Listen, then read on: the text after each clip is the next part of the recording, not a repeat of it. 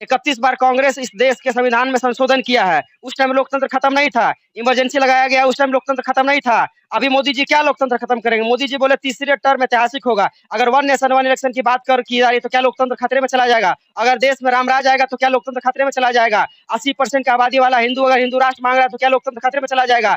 57 Islamic country हो सकती है और भारत को एक हिंदू राष्ट्र नहीं घोषित किया जा सकता है। मतलब मोदी को आलू प्याज के लिए चुने हैं। मोदी को चुना गया देश हित के लिए।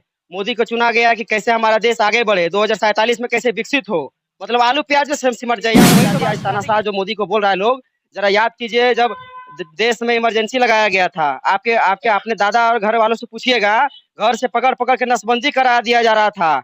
आज शायद अगर आपके पापा और दादा अगर बाहर निकले होते तो आज हम और आप नहीं रह सकते। ओपन बोल सकते हैं। मोदी जी चलिए पॉलिटिकल चीजों को बोल रहे हैं तो वो कोड में रख के बोल रहे हैं, लेकिन शहजादा इसलिए बोला जा रहा है कि ये शाही परिवार अपने आप को समझता है कि भारत का जो है वो सिर्फ एक हम ही सर्वसर्वा है। और जिसको चाय वाले ने दिखा दिया कि भारत का सर्वे सर्वा कोई भी हो सकता है। कहाँ मर गया तो उस वक्त जब साक्षी को चाकुओं से साहिल ने गोद दिया, तो क्यों नहीं दिखाया रियलिटी ऑफ साक्षी और साहिल केस? मोदी जी जो काम कर रहे हैं, राज्य सुरक्षा पे काम कर रहे हैं, पाकिस्तान का हालात देखिए कहाँ से कहाँ पहुंच गया है। जोहार भारत, मैं हूं रवि कुमार और आप देख रहे हैं मामबी न्यूज। अभी मैं हूं चतरा में और चतरा में वायरल बॉय से मैं मिल गया। वायरल बॉय इसलिए क्योंकि मोदी के बारे में बहुत कुछ इन्होंने बोला और बहुत ज्यादा वायरल हुए। आज मोदी पे ही सवाल करेंगे इनसे और रूबरू होंगे। लोकसभा चुनाव का बिगुल बज चुका है, उन्हीं से लेकर कुछ बात करेंगे। स्वागत है आकाश जी, कैसे आप? एकदम बढ़िया है भैया, अपना बताइए। एक मुद्दे से आप बहुत ज्यादा वायरल हुए मोदी को लेकर, क्या मोदी मैजिक आप में ज्यादा ज्यादा है? मोदी मैजिक का बात नहीं है। एक बार जब वो इंटरव्यू दे रहे थे तो एक कांग्रेस समर्थक था, वो रोना रो रहा था महंगाई वगैरह का। तो वही हम बहुत बोले भाई, ये चुनाव जो है वो गली नली सड़क के लिए चुनाव नहीं है। गली नली सड़क के लिए मुखिया को चुनते हैं लोग, विधायक को चुनते हैं। ये भाई हमारा सेंट्रल लेवल का चुनाव है, देश का पूरा विश्व में नाम हो इसके लिए चुनाव है। तो अब मोदी जी देश के हित में काम कर रहे हैं, राज्य सुरक्षा पे काम कर रहे हैं। पाकिस्तान का हालात देखिए कहाँ से कहाँ पहुंच गया है। अभी कुछ कांग्रेस के लोग हैं, वो एक यूट्यूबर है ध्रुव राठी, उसके ज्ञान से अपना ज्ञान दे रहे हैं।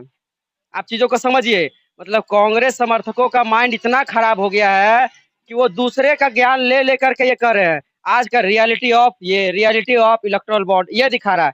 ध्रुव राठी कहाँ मर गया तो उस वक्त जब साक्षी को चाकुओं से साहिल ने गोद दिया, तो क्यों नहीं दिखाया रियलिटी ऑफ साक्षी और साहिल केस? दिल्ली में जो मर्डर हुआ था आपको पता होगा। उसके बाद और भी ऐसा कई घटना है। भागलपुर में नीलम यादव को स्तन काट दिया जाता है और ये लोग मणिपुर पे बात करते हैं। अरे मणिपुर में मेतई और कुकीज के बीच में क्या मामला, कब से विवाद चल रहा है, ये चीज क्यों नहीं बताया गया विपक्ष के द्वारा? और जो लोग कहते हैं कि मणिपुर में ये हो गया, अरे भैया मणिपुर में हुआ गलत हुआ, हम भी इसका विरोध करते, महिलाओं का सम्मान करना चाहिए। वही प्रियंका गांधी का एक बयान आता है कि लड़की हूँ लड़ सकती हूँ, और उसी का भाई भागे फिरे चल रहा है। वायनाड में लगा कि भैया अब तो हमारा हो गया बेल्टाधर, हम तो यहाँ जहाँ यात्रा करेंगे वहाँ वहाँ हारेंगे। ये कांग्रेस का चरित्र रहा है, तो वहां से भी वो हार गया। उसको मन में लग गया कि अब हार रहे हैं, तो अब अमेठी में स्मृति ईरानी के सामने डर गया। मोदी जी का भी बयान सुन रहे हैं ना, शहजादा डरो मत का नारा था और भाग रहे हैं। तो शहजादा किस क्यों बोला जा रहा है राहुल गांधी को? अब बात को समझिए। हम लोग तो जनता है, बोल सकते हैं, ओपन बोल सकते हैं। मोदी जी चलिए पॉलिटिकल चीजों को बोल रहे हैं तो वो कोड में रख के बोल रहे हैं, लेकिन शहजादा इसलिए बोला जा रहा है कि ये शाही परिवार अपने आप को समझता है कि भारत का जो है वो सिर्फ एक हम ही सर्वसर्वा है। और जिसको चाय वाले ने दिखा दिया कि भारत का सर्वे सर्वा कोई भी हो सकता है। और अभी तो भैया अभी पत्रकार है, आप तो सवाल पूछ रहे हैं, अभी आजादी है आपको, यही आजादी आज तानाशाह जो मोदी को बोल रहा है लोग, जरा याद कीजिए, जब देश में इमरजेंसी लगाया गया था, आपके आपके अपने दादा और घर वालों से पूछिएगा, घर से पकड़ पकड़ के नसबंदी करा दिया जा रहा था। आज शायद अगर आपके पापा और दादा अगर बाहर निकले होते तो आज हम और आप नहीं रहते। ये लोग जबरदस्ती तानाशाही कर रहा था, मीडिया को पूरा कंट्रोल कर लिया था। कैसे कैसे किया था, इससे बड़ा तानाशाह पूरा देश है। इमरजेंसी को आज याद किया हुआ है। मोदी क्या तानाशाह किए हैं? विपक्ष का सवाल रहता है नहीं रहता? बताइए। लोगों का एक बड़ा सवाल है आकाश जी, मैं थोड़ा सा कहना चाहूंगा कि मोदी आने के बाद महंगाई बढ़ी है। गैस सिलेंडर 500 था, आज 1200 हो गया है। यहाँ पे आप मोबाइल का बात कर रहे हैं, मोबाइल जो रिचार्ज 30 दिनों का होता था, लाइफ टाइम होता था, अब 700 रुपए महीना में भराना पड़ रहा है। इसके बारे में क्या कहिए? मतलब मोदी को आलू प्याज के लिए चुने हैं। मोदी को चुना गया देश हित के लिए। मोदी को चुना गया कि कैसे हमारा देश आगे बढ़े, 2047 में कैसे विकसित हो। मतलब आलू प्याज में सिमट जाए यार। वही तो बात स्टार्टिंग में हम बोले थे कि मोदी को सड़क गली नली के लिए नहीं चुना गया है। पूरा देश जानता है कि सिर्फ और सिर्फ मोदी को हम राष्ट्र हित में चुने हैं और राम राज्य के लिए चुने हैं। वोट जिहाद के लिए नहीं चुना गया है। जो वोट जिहाद के बारे में पता चल रहा होगा, मोदी रामराज के चूल्हे रामराज का स्थापना हो गया भैया। आप कहीं भी गली गली घूमिए, पूरा भगवामय हो रहा है पूरा देश। चौक चौराहों पर भगवा शान से लहरा रहा है। इससे बड़ा रामराज और क्या चाहिए। और ये रामराज कब आया, मोदी सरकार में आया। एक किसी एक विशेष धर्म को टारगेट करके आरक्षण पे आरक्षण दिए जा रहे वक्फ बोर्ड बना दिया गया। हमारा आपका जमीन चल जाएगा वक्फ बोर्ड में, कहाँ जाएंगे हम लड़ने के लिए बताइए, क्यों लाया गया।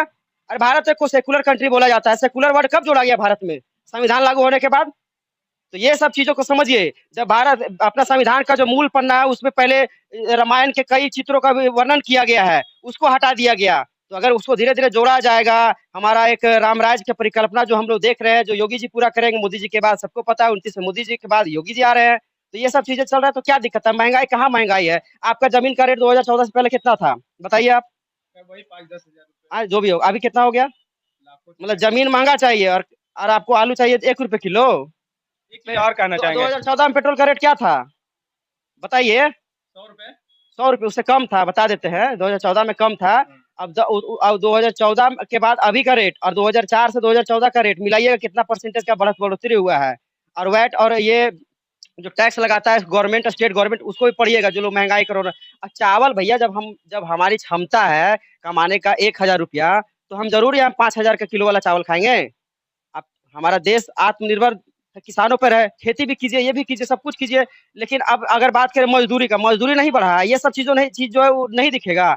आप जो पहले जिस रास्ता पे चलते थे वहां जाने में आपको 5 घंटा लगता था, और आज आप 80 का स्पीड में चल रहे हैं सड़क पे, ये सब नहीं दिख रहा है। एक चीज और आकाश जी, थोड़ा सा बहुत बड़ी बात कह दी आपने, लेकिन कांग्रेस के जितने भी नेता उनका साफ तौर से कहना है, अगर मोदी 400 पार करती है तो लोकतंत्र को खत्म कर देगी, संविधान को खत्म कर देगी। इसके बारे में क्या कहना है? लोकतंत्र को खत्म कर देगी। 31 बार कांग्रेस इस देश के संविधान में संशोधन किया है, उस टाइम लोकतंत्र खत्म नहीं था। इमरजेंसी लगाया गया, उस टाइम लोकतंत्र खत्म नहीं था। अभी मोदी जी क्या लोकतंत्र खत्म करेंगे। मोदी जी बोले तीसरी टर्म ऐतिहासिक होगा। अगर वन नेशन वन इलेक्शन की बात की जा रही है, तो क्या लोकतंत्र खतरे में चला जाएगा। अगर देश में रामराज आएगा तो क्या लोकतंत्र खतरे में चला जाएगा। 80% की आबादी वाला हिंदू अगर हिंदू राष्ट्र मांग रहा है, तो क्या लोकतंत्र खतरे में चला जाएगा। 57 इस्लामिक कंट्री हो सकती है और भारत को एक हिंदू राष्ट्र नहीं घोषित किया जा सकता है। क्या क्या लोकतंत्र खत्म हो जाएगा। कोई लोकतंत्र खत्म नहीं हो जा रहा है। इनके पिछवाड़े पे 4 जून को पड़ेगा, और जो लोग सरिया का डिमांड करते हैं उसमें सरिया चला जाएगा। बस इतना ही काफी समझिए। 4 जून को भगवाधारी की सरकार बनेगी, और 4 जून को 400 पार मोदी जी कर रहे हैं। और 400 पार कैसे नहीं करेंगे यार। यहाँ कांग्रेस का उम्मीदवार चुनाव लड़ रहा है, पूरी में वापस ले लिया भैया हम नहीं लड़ेंगे, हमारे पास बजट नहीं है, ये नहीं है, समर्थ बजट उजट सब है लोग पास। नहीं देख रहे आलमगीर आलम के नौकर के पास कितना पैसा पकड़ाता है। अरे कांग्रेस के मंत्री के नौकर के पास पैसा पकड़ा रहा है करोड़ों। तो भैया मंत्री के पास कितना पैसा होगा आप समझिए। और ये उम्मीदवार कहते हैं कि ये नहीं हो रहा है, वो नहीं हो रहा है। मंत्री के नौकर के पास करोड़ों पकड़ा रहा है, तो मंत्री कितना खाया होगा। अभी कहा जा रहा है मोदी जी तनाशा हो गए। हेमंत सोरेन हमारे माननीय मुख्यमंत्री किस चीज में जेल में गए हैं, उसको पढ़िए। आखिर हम और आप आपको फंसा सकते हैं, लेकिन न्यायालय तो न्यायालय है ना। न्यायालय तो इनको कभी बेल भी देगा, कभी जमानत भी देगा। उस वक्त न्यायालय से ये लोग न्यायालय पे भी सवाल उठाते हैं, जो कि नहीं उठाना चाहिए। उसी पे हम बात करेंगे अभी थोड़ा सा आकाश जी। तो उन लोगों का साफ तौर से, ये मेरा कहना नहीं है, उन लोगों का कहना है कि ईडी जहां मोदी नहीं सक पाते हैं विपक्षी से, वहां ईडी से छापा करवा देते हैं या तो जेल में भेज देते हैं, या पैसा का निकलवा देते हैं, ईडी पे छापा मरवा देते हैं। आपके कहने के अनुसार है कि जो भी सरकार सेंट्रल में रहता है वो सत्ता का दुरुपयोग करता है। तो फिर अमित शाह को जेल में भेजा गया था, वो भी मतलब कहीं ना कहीं कांग्रेस ने जानबूझ के किया होगा। तड़ीपार जो बताते हैं इन लोग, बताइए। बाकी ये भैया से पूछे, ये भी बताएंगे। हाँ भैया, ये थोड़ा ईडी का क्या कहते हैं। ईडी लोगों का कहना है, कांग्रेस के लोगों का कहना है, गठबंधन के लोगों का कहना है कि जब भाजपा हम लोगों से नहीं सक पाती है तो ईडी से रेड करवा देती है और कुछ नहीं मिलता। इसके बारे में क्या कहना है। जब मोदी जी गुजरात के मुख्यमंत्री थे, 3 दिन को उनको हाउस अरेस्ट रखा था ईडी ने पूछताछ के लिए, तब ईडी किसके कब्जे में थी। मतलब वो भी डराने की कोशिश की गई थी, लेकिन वो सही थे इसलिए बच गए। अगर गलत नहीं है तो आप जांच में क्यों नहीं जा रहे। केजरीवाल है, 8 सम्मन ईडी के अधिकारी जाते हैं, रोड पे खड़ा करके रखता है वो केजरीवाल। 150 करोड़ का शीश महल बनाता है, कहाँ से आया वो पैसा। कोरोना काल में सब कुछ रुका हुआ था ना, कहाँ से। एक सेकंड रुकिएगा। केजरीवाल का बात करें ना भैया, केजरीवाल जो है अभी कोर्ट में क्या हुआ, क्या केजरीवाल वहां जाके बोल रहे हैं जज साहब मोदी जी फंसा दिए, बोल रहे हैं ना बोल रहे हैं। कोरोना काल में लोग खाने के लिए मर रहा था, दूध और ब्रेड के लिए मर रहा था, और केजरीवाल क्या कर रहा था, दारू एक पे एक फ्री दे रहा था। गलत है कि नहीं गलत है बताइए। जिस देश का लोग खाने के लिए मर रहा हो, पैदल चल के बेचारा अपना जान बचा रहा हो, और इसको उसी टाइम स्कीम याद आ गया कि एक पे एक कोरोना पे फ्री करेंगे दारू, ढेर सारा दारू बनेगा, 2 नंबर का पैसा आएगा, उसके बाद गोवा में चुनाव लड़ेंगे। ये सब चीज नहीं बताएगा। केजरीवाल का दारू घोटाला की बात करें, अब एक बात, तो दारू घोटाला था वो खुलासा किसने किया था। बीजेपी के तो किसी नेता ने नहीं किया था। कांग्रेस के प्रदेश अध्यक्ष जो है ना, दिल्ली के, उन्होंने उसकी मांग उठाई थी। तो मतलब कांग्रेस वाले गलत, आज वो कह रहे कि केजरीवाल को गलत पसंद, कांग्रेस वाले गलत है। गाली दे रहे थे ना संजय सिंह, ये परिवारवादी है, ये वो है, आज उन्हीं के चरण चुम्बन कर रहे हैं केजरीवाल, उन्हीं के पास जा रहे हैं, उनके चरणों में बैठ रहे हैं कि हमें बचा लो, जेल में जाने से अच्छा है। तो ऐसे वो कहाँ विश्वास करेंगे। देखिए भैया, हम जानना चाहेंगे, भाजपा ने राम मंदिर उद्घाटन करवाया, राम मंदिर बना दिया, लोगों का कहना है कि क्या भाजपा ने कब बनवाया राम मंदिर? कब बनवाया भाजपा ने? किसी पार्टी ने, किसी सरकार ने राम मंदिर नहीं बनाया, और न सरकारों का काम है मंदिर मस्जिद बनवाना। मंदिर बना है एक एक हिंदू, एक एक 180 करोड़ की जो जनसंख्या है ना, उसके चंदे के पैसे से, न कि किसी सरकार का एक पैसा नहीं लगा है, न कांग्रेस का लगा है, न बीजेपी का लगा है, न आम आदमी पार्टी का लगा है। हर एक भारतीय के चंदे के पैसे से लगा है। चंदे के पैसे से भी कैसे? चंदा मांगा गया था, पर चंदे के पैसे के ब्याज के पैसे से बना है। और कहते कि मंदिर बना दिया, मंदिर की जगह हॉस्पिटल बना देना। उसी के बगल में विश्व की सबसे बड़ी, 5 किलोमीटर की दूरी पे विश्व की सबसे बड़ी मस्जिद बनने जा रही है, वहां हॉस्पिटल की मांग करेगा कोई? और मंदिर बनने से पहले मंदिर से 100 मीटर दूरी पे राजा दशरथ जी के नाम से हॉस्पिटल बन चुका है। पहले दशरथ जी के नाम से हॉस्पिटल बना, फिर मंदिर बना है। और मंदिरों की बात बता दूं, मंदिरों के में क्या होता है, पटना का हनुमान मंदिर है, 5 हॉस्पिटल चलाता बड़े बड़े, ठीक है, तो मंदिर के विकास क्यों नहीं है? कहीं ना कहीं आपका साफ तौर से ये कहना है कि अयोध्या मंदिर से कई हॉस्पिटल का निर्माण होगा और कई गरीबों के नाम पे हो चुका है, और गरीबों के क्या वहाँ पर्यटन नहीं बढ़ा है? आपने नहीं देखा कितना आंकड़ा बढ़ा है, कितने लोग आए जब से राम मंदिर का वो हुआ है? चलो मैं मानता हूँ सरकारों को नहीं बनाना चाहिए, तो सरकार ने बनाया कहाँ है? आस्था थी, मेरी आस्था थी, मैंने चंदा दिया, मेरे चंदे के पैसे से बना, सरकार का एक पैसा नहीं। महंगाई के बारे में क्या कहेंगे? लोगों का कहना है मोदी जी जब से आए तब तक महंगाई बढ़ी जा रही है। कहाँ बढ़ी है महंगाई? सैलरी कितनी थी पहले आपकी? पहले आपकी सैलरी कितनी थी? ज्यादा से ज्यादा 10,000। और अब कितनी है? 20,000। और फिर महंगाई कितनी बढ़ी है? पहले सिलेंडर कितना था? पहले 500, 600। 2014 के जब सरकार चुनाव हुए थे, उससे 3 महीने पहले 900 कुछ रुपए था, और सिलेंडर लेने जाते थे तब 2 दिन लाइन में खड़े रहते थे ना, शायद 2 दिन लाइन में रहते थे ना, तो 500 रुपए की झाड़ी, 1000 रुपए वो, और 900 कितना हुआ? 1900 को। और अब घर बैठे ऑनलाइन घर पे सिलेंडर आ रहा है, तो कहाँ महंगाई होगी?